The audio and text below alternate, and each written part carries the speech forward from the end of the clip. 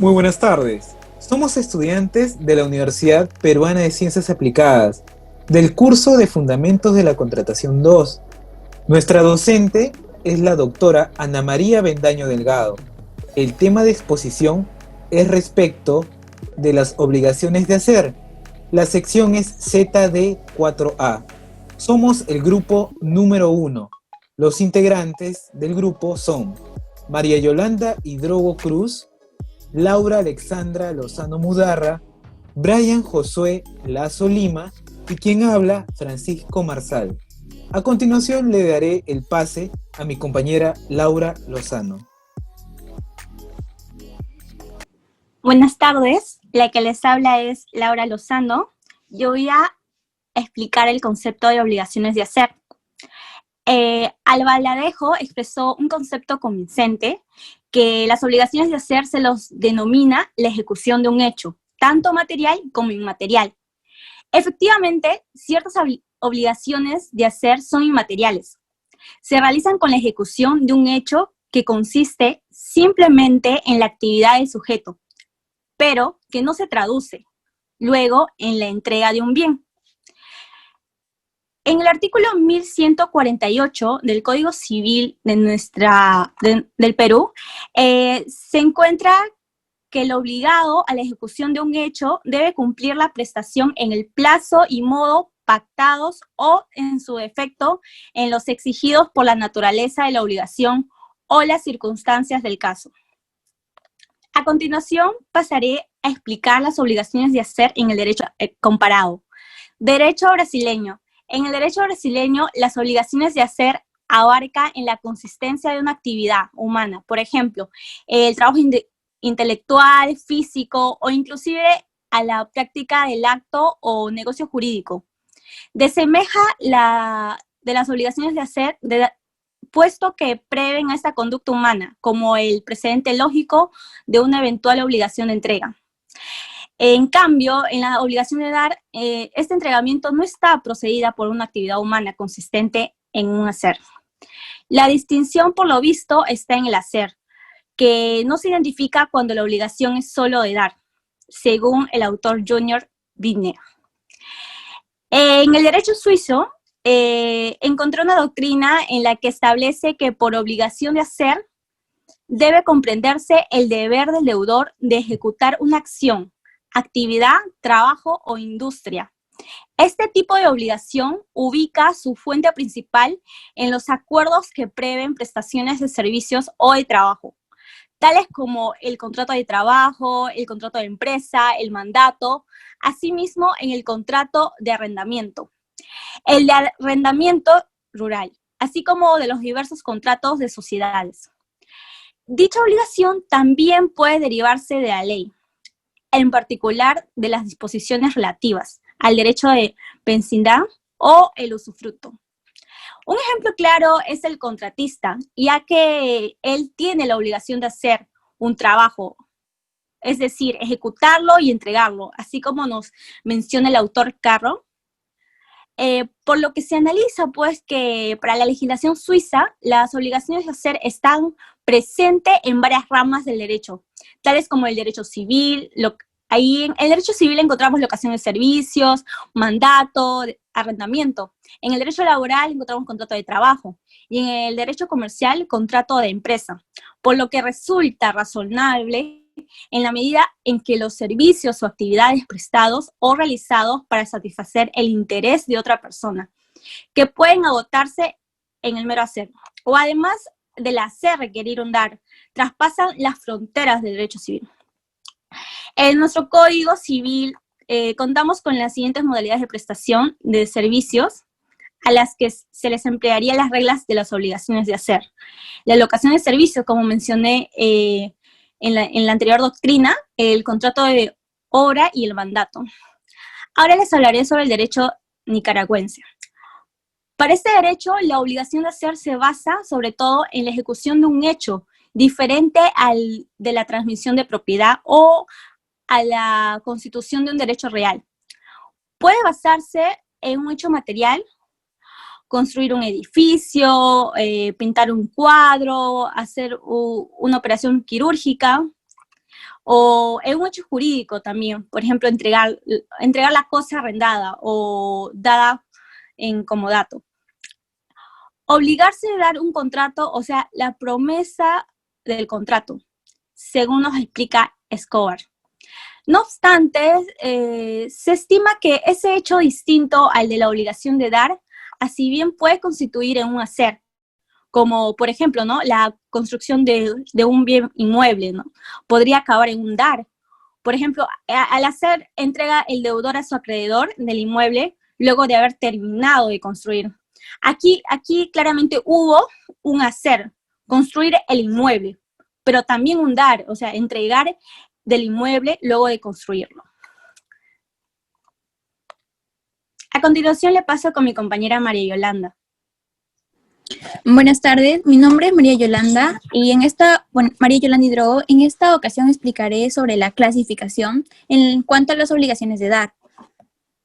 Las obligaciones que pueden ser ejecutadas por cualquier persona y obligaciones intuitu personae, y 2, las obligaciones de medios y obligaciones de resultados. Ya, en cuanto a las obligaciones que pueden ser ejercidas por cualquier persona y obligaciones intuitu personae, las obligaciones de hacer pueden subclasificarse, como estamos viendo acá en el PPT, también en aquellas obligaciones que pueden ser ejecutadas por cualquier individuo y aquellas que son intuitu personae. Estas también se denominan fungibles e infungibles. Las fungibles es una obligación de hacer cuando la prestación puede ser cumplida por una persona distinta al deudor, es decir, por un tercero. El beneficio o provecho de acreedor queda igualmente satisfecho si dicha prestación la realiza el mismo deudor u otro, pues al acreedor o sujeto activo simplemente le interesa la realización de la prestación, independientemente de la persona, del deudor o de quien cumpla la prestación. En cuanto a las infungibles, la obligación de hacer es de resultado cuando, además de hacer, ejecutar, realizar algo en beneficio o en provecho del acreedor o resultado activo de la obligación. El objeto de la prestación consiste en la obtención de un resultado. En la segunda parte, en cuanto a las obligaciones de medios y obligaciones de resultados, acá podemos ver cómo lo dijo René, considerado el padre de la clasificación de ambos tipos de obligaciones, define a las obligaciones de medios como aquellas obligaciones donde el deudor se obliga a un obrar diligente. Tenemos como principales ejemplos los casos de médicos y abogados en juicio, porque mientras que en otras oportunidades el deudor puede obligarse a obtener un resultado que será el objeto de la prestación con su acreedor. Estas son las obligaciones de resultados que como ejemplos tienen las obligaciones de seguridad y la de la locación de obra. La siguiente diapositiva, de modo de cumplirse una obligación de hacer.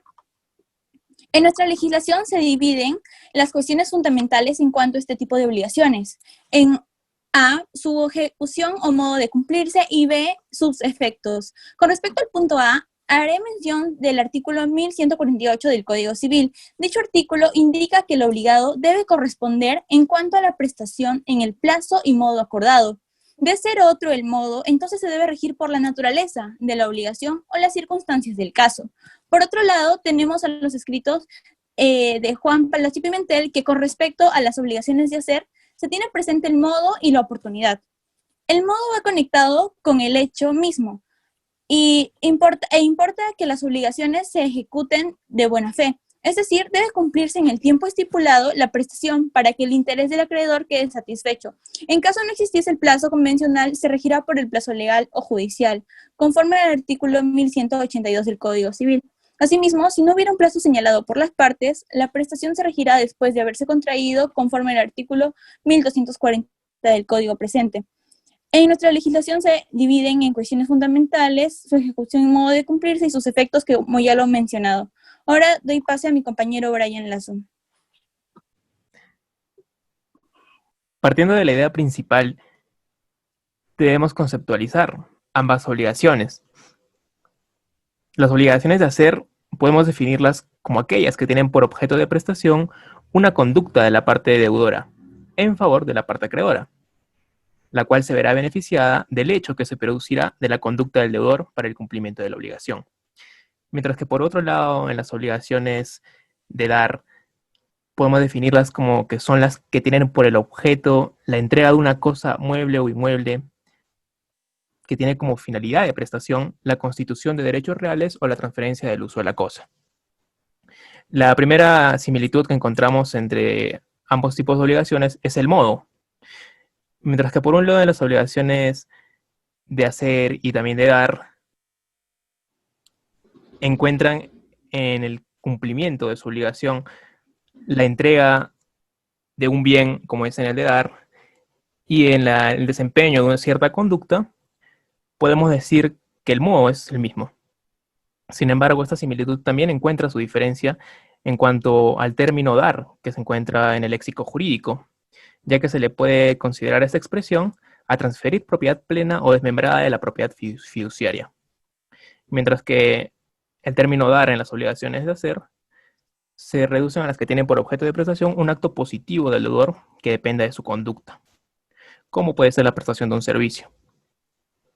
En cuanto a la primera diferencia que encontramos, podemos definirla como la determinación del bien, que si bien es cierto, en las obligaciones de dar, el bien puede ser determinado en su totalidad, en las obligaciones de hacer no se determina un bien como tal, sino una conducta que deberá cumplir ciertos requisitos tal como lo establezcan la parte de acreedora y deudora. La segunda similitud que encontramos entre ambos tipos de obligaciones es el carácter positivo, ya que como sabemos, las obligaciones de dar y hacer son consideradas las obligaciones positivas y las obligaciones negativas son las obligaciones que restringen a la parte deudora un accionar o abstenerse de realizar algo, que pueden hacer las obligaciones de no hacer. Como segunda diferencia tenemos la ejecución forzosa. Por un lado, en las obligaciones de hacer, se puede decir que la parte acreedora se encuentra restringida en tanto al uso del recurso de la ejecución forzosa, ya que se prohíbe rotundamente, en todos sus supuestos, el uso de violencia para poder ejercer la ejecución forzosa, que se da en casos la parte deudora se rehúse a realizar el cumplimiento de su obligación. Mientras que por otro lado, en las obligaciones de dar, se puede utilizar la fuerza pública de la ley para pedir, mediante vía judicial, la ejecución forzosa del cumplimiento de la obligación de dar. Por último, como tercera similitud, encontramos la exigibilidad que encuentran ambos tipos de obligaciones. Ya sea cualquier tipo de obligación legal, en una obligación convencional, como son las que estamos tratando, en ambos casos hay una contravención a una regla de conducta.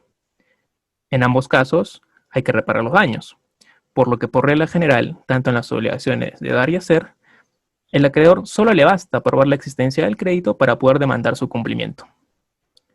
Por último, como tercera y última diferencia, encontramos que en las obligaciones de dar, el acreedor no le interesa las cualidades, identidad o aptitudes del deudor o del tercero en representación de este con el cual se pacta la entrega del objeto de prestación, importándole solamente que se cumple con la entrega de la cosa. A diferencia de las obligaciones de hacer en el tipo intuito personae o personalísimas, al acreedor sí le importará bastante las aptitudes, la identidad, quién realizará el cumplimiento de la obligación, ya que partimos de la premisa de que si el acreedor eligió que este deudor cumpla con la obligación, lo hizo por algo, ya sea por sus cualidades o por sus aptitudes. Gracias.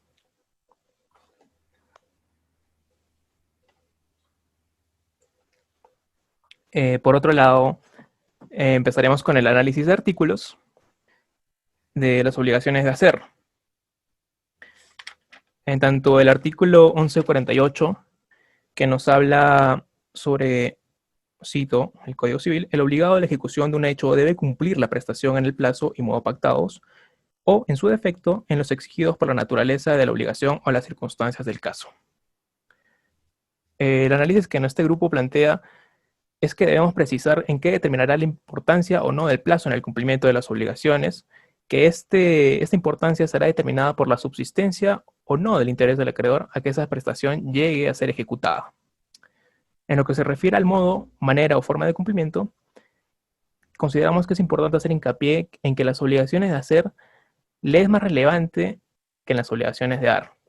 En tanto en estas, a menudo no se requiere un cumplimiento exacto en cuanto al tiempo de ejecución de la prestación. El segundo artículo objeto de análisis es el artículo 1149, que nos habla sobre que las prestaciones pueden ser ejecutadas por personas distintas al deudor, a no ser de que el pacto de las circunstancias resultara que éste fue elegido por sus cualidades personales. En este artículo se aplica la regla general relativa al pago, en la cual señala que el pago puede ser efectuado por cualquier persona, tenga o no interés en el cumplimiento de la obligación, sea con el consentimiento del deudor o sin él. Este principio está consignado en la primera parte del artículo 1149 y se sustenta en que el acreedor le es indiferente que la obligación sea cumplida por el propio deudor o por un tercero, en la medida en que el cumplimiento satisfaga lo pactado.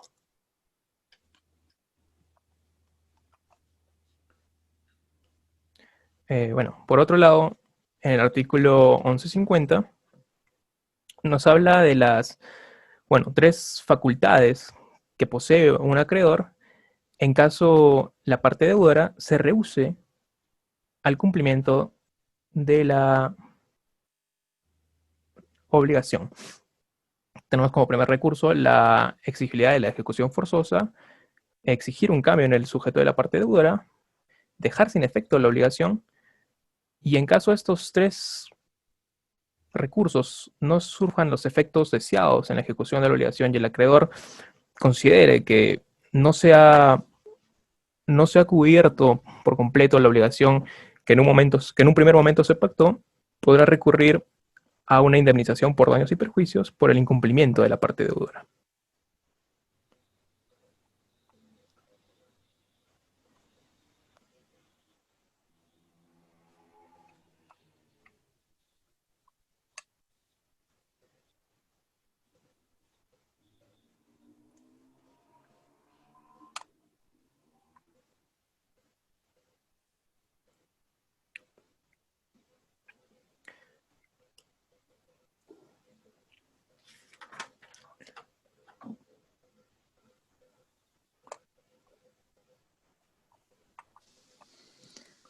Bueno, a continuación voy a exponer respecto a las acciones que corresponden al acreedor ante el incumplimiento culposo del deudor.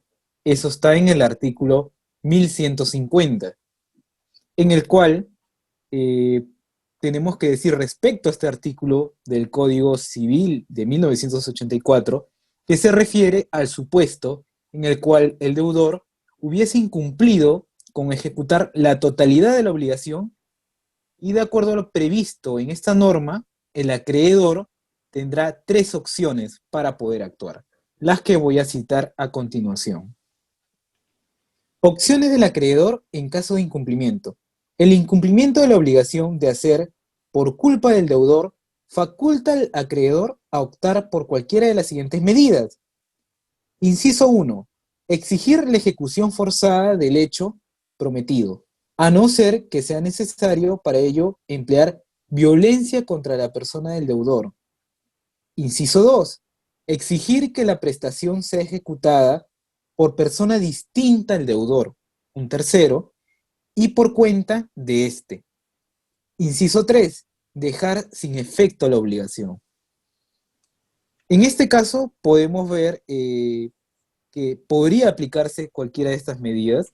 Para hacerlo un poco más práctico, voy a emplear un ejemplo en el cual si un individuo, o sea una persona X, se comprometiese a abandonar en determinado tiempo un inmueble, una casa, la cual viene ocupando, y luego se niega a hacerlo, resulta evidente que la obligación, esta relación obligacional entre acreedor y deudor, obtendrá un pleno cumplimiento en el cual se va a desalojar al deudor, conduciéndolo fuera del inmueble con el auxilio de la fuerza pública, ¿no?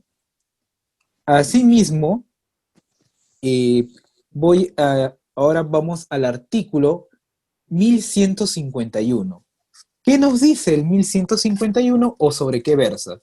El 1151 trata sobre el cumplimiento parcial, tardío o defectuoso por culpa del deudor, en el cual, respecto al análisis que hemos hecho, es explícito señalar que en referencia a este artículo, en lo que respecta al incumplimiento de la obligación de hacer o su cumplimiento, se refiere al supuesto de que existe dolo o culpa del deudor, es decir, la ausencia de la culpa determinará la ausencia de la responsabilidad. Por otro lado, cabe resaltar que este artículo solo permite y autoriza al acreedor a tener por no ejecutada la prestación si ésta le resultara inútil.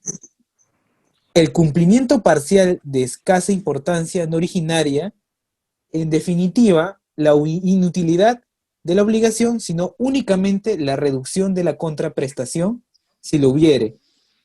Por ejemplo, si el deudor realiza el 100% del servicio de la prestación de hacer, pero lo hace en forma tal que no satisface el interés del acreedor, en tal forma que no se ciñe a los términos del pacto o a las reglas de la técnica, esta forma de incumplimiento culposo da al acreedor el derecho de poder adoptar a su elección por cualquiera de los 4 incisos del artículo 1151, que son los siguientes. El artículo 1151. El cumplimiento parcial o tardío o defectuoso de la obligación de hacer, bueno, se adoptarán estas siguientes medidas. Inciso 1. Las previstas en el artículo 1150, inciso 1 o 2, que anteriormente lo había relatado. El inciso 2.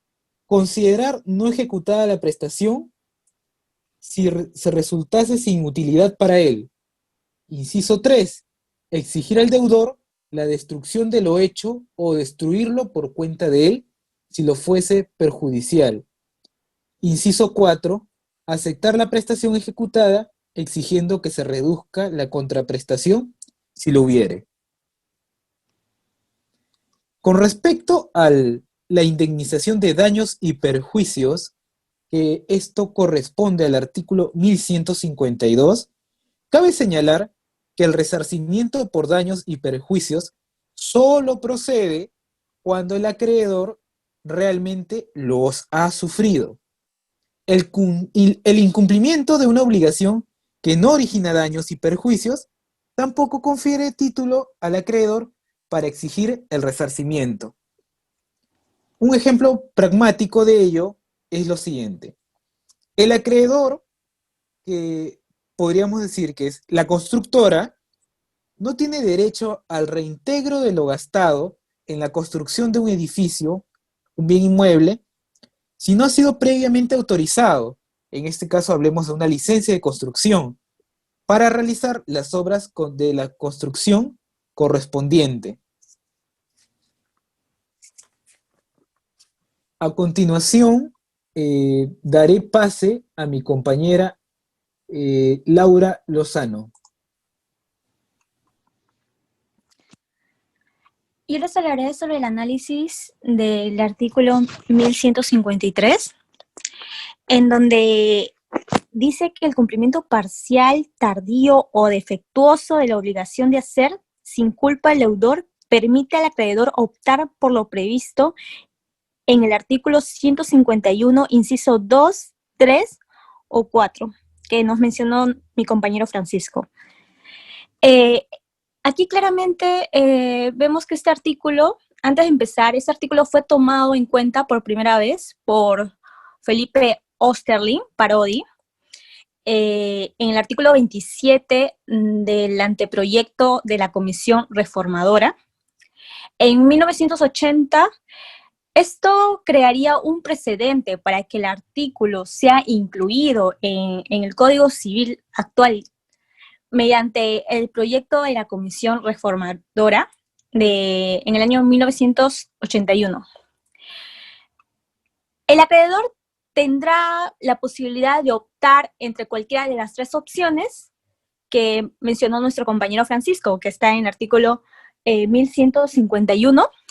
Por ejemplo, considerar no ejecutada la prestación si resultase sin utilidad para él, exigir al deudor la destrucción de lo hecho o destruirlo por cuenta de él, si le fuese perjudicial, claro. Acceder la prestación ejecutada, exigiendo que se reduzca la contraprestación, si la hubiere.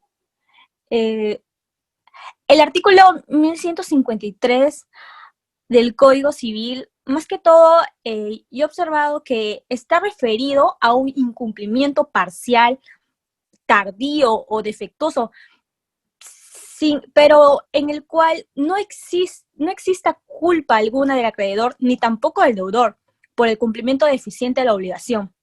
Aquí es importante precisar que para el caso del artículo 1153, el acreedor no podrá exigir de su deudor indemnización alguna, debido a que el cumplimiento parcial, tardío o defectuoso no se debe a culpa de dicho deudor, sino a acontecimientos ajenos a su voluntad. A continuación, le paso con mi compañera María Yolanda. Ya. En el análisis respecto al artículo 1144, la que trata sobre si resultase imposible de realizar la prestación por culpa del deudor. Después de haber reflexionado con el grupo, hemos llegado a esta conclusión en la que voy a leer en estos momentos. La imposibilidad de la prestación se podría dar si el deudor muere o deviene física o mentalmente incapaz para la realización de aquella prestación que requiere un hacer, o si por otras causas no dependientes de su voluntad no puede realizar la prestación. Sin embargo, pese a dicha imposibilidad por las aptitudes del deudor, aún será posible el cumplimiento de la obligación, puesto que, si el deudor no se encuentra en la facultad de cumplir, será factible que un tercero la ejecute por cuenta de él. Adicionalmente, la imposibilidad por parte del deudor también existe por regla general de la ley, ya que si ella prohíbe determinada actividad, será imposible cumplir la obligación pactada. Entonces, lo que esto busca es que se llegue a cabo con la prestación. Doy pase a mi compañero Brian. Gracias, María Yolanda. Bueno, en cuanto al análisis que este grupo le da al artículo 1155 del Código Civil, me gustaría citarlo para entrar en contexto. Nos habla si la prestación resulta imposible por culpa del acreedor, la obligación del deudor queda resuelta, pero éste conserva el derecho a la contraprestación si le hubiere. Igual regla se aplica cuando el cumplimiento de la obligación depende de una prestación previa al acreedor y al presentarse la imposibilidad, esto hubiera sido constituido en mora. Si el deudor obtiene algún beneficio con la resolución de la obligación, su valor reduce la contraprestación a cargo del acreedor. El presente artículo nos habla sobre un supuesto de imposibilidad de la prestación por culpa del acreedor, lo cual, a nuestro parecer, en este caso, la imposibilidad de la ejecución evidentemente resuelve y extingue la obligación. En caso de un contrato de prestaciones recíprocas, podríamos decir que el deudor conserva su derecho a contraprestación.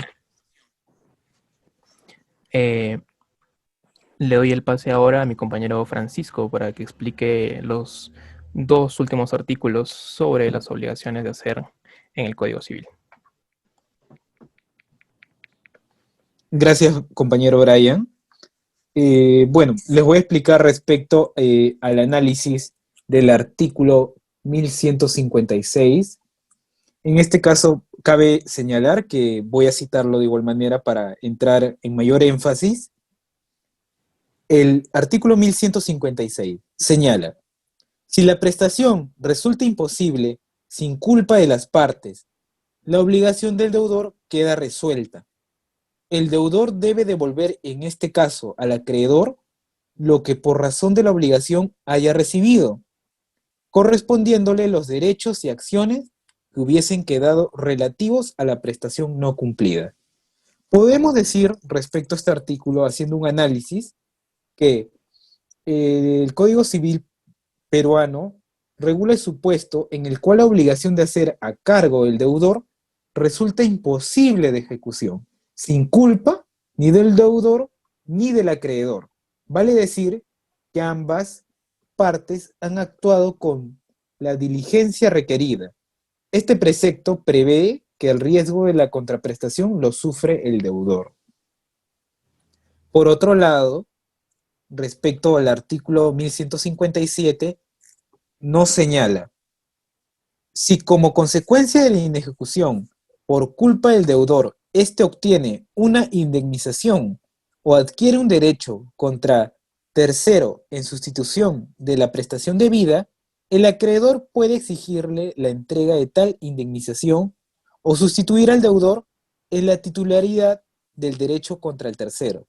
En estos casos, la indemnización de daños y perjuicios se reduce en los montos correspondientes, a lo que nosotros podemos indicar que, haciendo un análisis, dándole una interpretación sistemática con el segundo párrafo del inciso del primer artículo de 1138 del Código Civil, donde el supuesto que el deudor reciba por parte de un tercero alguna indemnización o prestación por la obligación no ejecutada, el principal acreedor está facultado de subrogarse en el lugar del deudor, que no cumplió la obligación, recibiendo la indemnización o prestación, de acuerdo con el monto que le correspondería recibir por la obligación que nunca se llegó a cumplir. A continuación, voy a narrar a las conclusiones que hemos llegado como grupo. En primer lugar, hemos concluido que las obligaciones de hacer personalísimas solo pueden ejecutarse por el deudor ya previsto, ya pues se ha tenido en cuenta sus cualidades. En segundo lugar, en el caso de que se incumpla la prestación, lo que cumpla de manera defectuosa o tardía, el acreedor puede solicitar una indemnización por daños y perjuicios. Y en tercer y último lugar, las obligaciones de hacer se clasifican en las que pueden realizarse por cualquier persona y las que pueden ser realizadas por un tipo en especial de personas. Intuiti personae.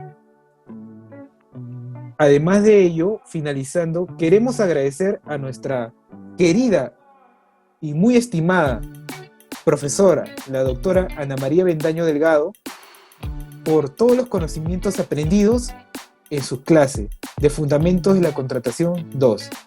Gracias. Gracias. Gracias. Gracias.